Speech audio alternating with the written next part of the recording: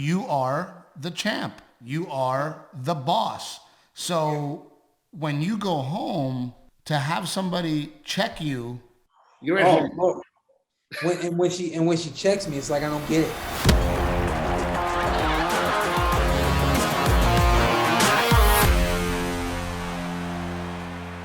Steve Trevino here, and we are sports, marriage, and comedy. And I am here with the champ, Mr. Porter himself. What's happening, big man?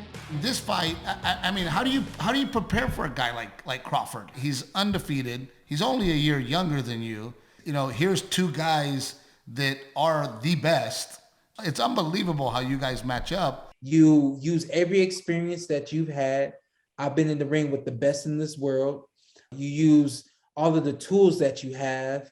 I have quickness, I have speed, I have agility, I have power, I have stamina. There's no doubt that I have stamina.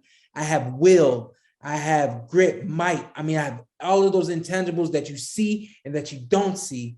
That's how you beat someone who you, in a lot of ways, you have to be close to perfect to beat. Sure. Hey, help me out. What round? What round? What do you think? Oh Lord. Don't be surprised if it's early. Now, with that being said, you know who I'm getting in the ring with. So don't think, yeah, man, is it 1 or 2 rounds? But don't be surprised if it's early. Yeah. You're basically telling me you're going to throw the kitchen sink at him. I can sink at him, man. And I got a lot of weapons, man, and I'm going to be pulling them all out in this fight. I do got to get into the marriage part. I don't know about you, but things really didn't start to change for me mind-wise and man-wise until I met my wife. Was it the same for you? Did your wife turn a switch in your head? Maybe if you had asked me that question just a few months ago, I probably would have said, I don't know, things, everything's pretty much the same. I've had some experiences even lately with my wife. Yeah, things are actually starting to evolve, and I'm starting to become more of who I need to be to my wife, to my family, to my close friends, and all that kind of stuff. And my wife is really starting to lay the hammer down on me and make sure I'm concreted in the values that we have. But remember, you are the champ. You are the boss. So when you go home, to have somebody check you, like my wife says, you're not in your green room, Steve. You're at home. When she checks me, it's like I don't get it. And it's because I've been the fighter all day, and I have been calling the shots all day. I've been driving and directing traffic. I mean, I've been in such control that the revelation that I had today, when you come home, you got to take the cape off. When we leave the house, we got to be Superman. When you get on radio stations, you get on different television shows, you got to be Superman. When you come home, you have to make sure you, as the husband, know, and as the father, you know that now the cape's off. Now I'm dad. Now I'm husband.